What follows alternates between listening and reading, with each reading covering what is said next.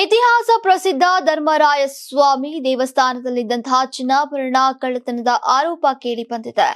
ದಾನಿಗಳು ದ್ರೌಪದಿ ದೇವಿಗೆ ನೀಡಿದ್ದಂತಹ ಆಭರಣಗಳನ್ನ ಮುಜರಾಯಿ ಇಲಾಖೆಯ ಇಒ ನಾಗರಾಜ್ ಕದ್ದಿದ್ದಾರೆ ಅಂತ ಧರ್ಮರಾಯ ಸ್ವಾಮಿ ದೇಗುಲದ ಆಡಳಿತ ಮಂಡಳಿ ಅಧ್ಯಕ್ಷ ಸತೀಶ್ ಅವರು ಆರೋಪವನ್ನ ಮಾಡ್ತಿದ್ದಾರೆ.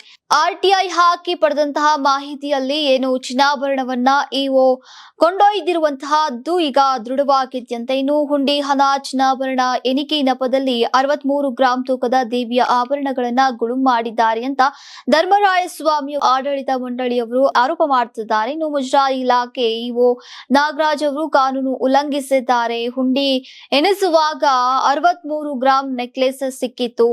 ಅದನ್ನ ಇಒ ನಾಗರಾಜ್ ಅವರು ಜೇಬಿಗೆ ಹಾಕಿಕೊಂಡು ಹೋಗಿದ್ದಾರೆ. ಇದನ್ನ ಮುಜರಾಯಿ ಇಲಾಖೆಯ ಇತರೆ ಅಧಿಕಾರಿಗಳು ನನ್ನ ಗಮನಕ್ಕೆ ತಂದಿದ್ರು. ನಾನು ಆರ್ಟಿಐ ಹಾಕಿ ಹಾಗೂ ವಿಡಿಯೋ ಪರಿಶೀಲಿಸಿದಾಗ ವಿಚಾರ ಬಯಲಾಗಿದೆ ಅಂತ ದೇಗುಲದ ಆಡಳಿತ ಮಂಡಳಿ ಅಧ್ಯಕ್ಷ ಸತೀಶ್ ಅವರು ಹೇಳಿದ್ದಾರೆ. ಇದಕ್ಕೆ ಸಾಕ್ಷಿ ಎಂಬಂತೆ ಸಿಸಿಟಿವಿ ಫುಟೇಜ್ ಕೂಡ ಇದೆ.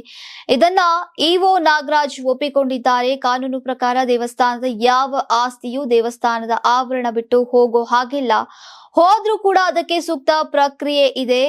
ಆದ್ರೆ ಇಒ ನಾಗರಾಜ್ ನಿಯಮವನ್ನ ಪಾಲಿಸಿಲ್ಲ. ಒಟ್ಟು 6 ಮಂದಿ ಮುಜರಾಯಿ ಇಲಾಖೆಯ ಅಧಿಕಾರಿಗಳ ಮೇಲೆ ಆರೋಪ ಮಾಡಲಾಗಿದ್ದು ಈಗ 6 ಅಧಿಕಾರಿಗಳ ಹೆಸರನ್ನ ಕೂಡ ಅಧ್ಯಕ್ಷ ಸತೀಶ್ ಅವರು ತಿಳಿಸಿದ್ದಾರೆ.